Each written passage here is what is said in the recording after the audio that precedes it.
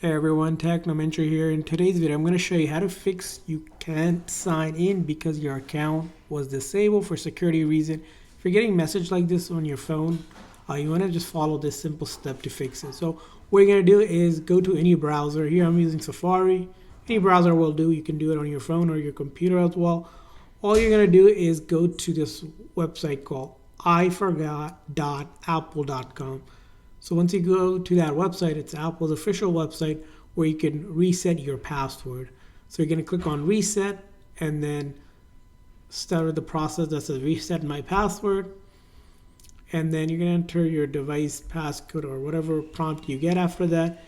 And from there on, it should allow you to go ahead and change your password by entering your new password. You might have to enter your old password as well, depending on your account status.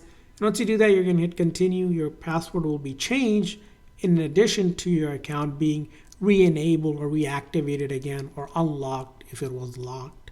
So that's how you fix it. And I hope this video was helpful. So please consider a like and subscribe button for more tips and tricks. We'll see you guys next time.